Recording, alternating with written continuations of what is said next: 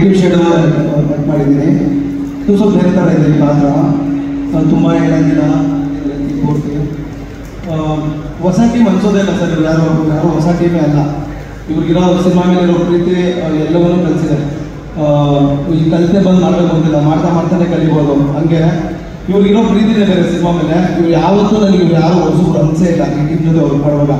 ಹಂಗಾಗಿ ನೀವು ಯಾವುದೇ ಇದು ಕರೆದು ಬರ್ತೀನಿ, ಬಿಕಾಸ್ ಇವ್ರು ಅದ್ರ ಮೇಲಿರೋ ಪ್ರೀತಿ ನನಗೆ ಗೊತ್ತಾ ಸಿನಿಮಾ ಮೇಲೆ. ಅಂದರೆ ಅಷ್ಟು ಕೆಲಸ ಕಲ್ತ್ಕೊಂಡಿದ್ದಾರೆ ಇರಲ್ಲ. ಸೊ ನನಗೆ ಯಾವುದು ಹೊಸ್ತು ಅನಿಸಿಲ್ಲ. ಇದರಲ್ಲಿ ಒಂದು ನೆಗೆಟಿವ್ ಶೇಡ್ ಪಾತ್ರ ಮಾಡಿದ್ದೀನಿ ಸರ್.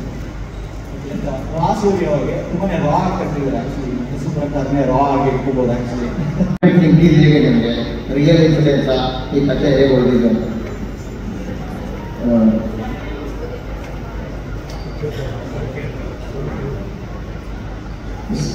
ಹೆಸರು ಕಂಟೆಂಟ್ ಓರಿಯೆಂಟೆಡ್ ಸಿನಿಮಾ. ಈ ಕಥೆ ಹೇಗೆ ಬಂತು ಅಂತ ಹೇಳಿದ್ರಿ, ಇದು ಮಡಿಕೇರಿನಲ್ಲಿ ನಡೆಯುತ್ತೆ. ನಾನು ಕೊಡಗಿನವನೇ. ಸೊ ಅಲ್ಲಿ ಜನಗಳನ್ನ ನೋಡಿದ್ದೀನಿ. ಈ ಜನಗಳನ್ನ ನಮ್ಮ ಕಣ್ಮುಂದೆ ಬದುಕಿದ್ರು, ಕೆಲವರು ಇಲ್ಲ, ಕೆಲವರು ಇದ್ದಾರೆ. ಸೊ ನಮ್ಮ ಮುಂದೆ ಇದ್ರು, ಬದುಕಿದ್ರು, ಹೋದ್ರು ಅಂತ ಕೆಲವರೆಲ್ಲ ಗೊತ್ತೇ ಇಲ್ಲ. ಅವರ ಜೀವನ ಹೇಗಿತ್ತು ಅಂತ ಹೇಳೋದು ಟ್ರೈ ಮಾಡಿದ್ವಿ.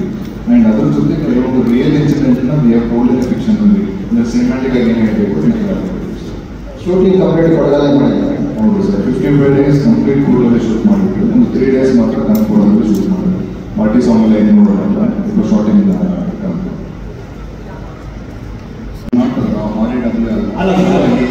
ಅದೇ ಸಿನಿಮಾ ಟೀಸರ್ ನೋಡಿದ್ರೆ ತುಂಬಾ ರಾ ಬಂದಿಲ್ಲ, ಹಾಗಾಗಿ ರಾ ಸ್ಟೋರಿ ಅಂತ ಹೇಳ್ತಿರೋದು. ಬಟ್ ಬೇಸಿಕಲಿ ಇವಾಗ ಮೆಟಾಫರಿಕ್ ಆಗಿ ನೀವು ಈ ಒಂದು ಚಿತ್ರದಲ್ಲಿ ನವಿಲು ಮತ್ತೆ ಒಂದು ಹಾವಿನ ಒಂದು ನಡುವೆ ನಡೆಯುವಂಥ ಒಂದು ಜಗಳನ್ನ ತೋರಿಸೋದು ಕೊಟ್ಟಿದ್ದೀರಾ. ಸೊ ಆ ಥಿನ್ ಲೇಯರ್ನ ಕಂಪ್ಲೀಟ್ ಮೂವಿನಲ್ಲಿ ನಾವು ಎಕ್ಸ್ಪೆಕ್ಟ್ ಮಾಡ್ಬೋದಾ ಹೇಗೆ ಅಂತ? ಹೌದು ಸರ್, ನಾವು ಮುತ್ತನ್ನ ನವಿಲಿಗೆ ಹೋಲಿಸ್ತೀವಿ. ಅವನಲ್ಲಿ ಇನ್ನೋಸೆನ್ಸ್ ಇದೆ, ವೈಲ್ಡ್ನೆಸ್ ಇದೆ. ಸೊ ಪ್ರತಿ ಮನುಷ್ಯನೂ ಇರುತ್ತೆ, ನಮ್ಮನ್ನು ಆ ಇನ್ನೋಸೆನ್ಸ್ ಯಾವಾಗ ಆಚೆ ಬರುತ್ತೆ, ವೈಲ್ಡ್ನೆಸ್ನ ಯಾರು ಆಚೆ ತರಬಹುದು ನೋಡಿದ್ದಾರೆ. ಸೊ ಕಾಳಜಿ ಸತ್ವಗಳು ತುಂಬ ಇದ್ದಾರೆ. ಅದು ಹೇಗೆ ಅಂತ ಟ್ರಾವೆಲ್ ಎಲ್ಲರಿಗೂ ನಮಸ್ಕಾರ ಸರ್, ಥ್ಯಾಂಕ್ ಯು.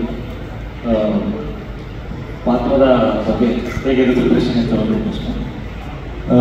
ಸ್ಕ್ರಿಪ್ಟ್ ಲೆವೆಲಿಂದಲೇ ನಾನು ಮತ್ತು ಸೂರ್ಯ ಸರ್ ಯಾವಾಗ ನಾವು ಸ್ಕ್ರಿಪ್ಟ್ ಡೆವಲಪ್ ಮಾಡ್ತಾ ಇದ್ವಿ, ಅವಾಗಿನ ಅದನ್ನು ಜೀವನಕ್ಕೆ ನಾನು ಶುರು ಮಾಡಿದೆ. ಯಾಕಂದರೆ ನಾನು ಹೊಸ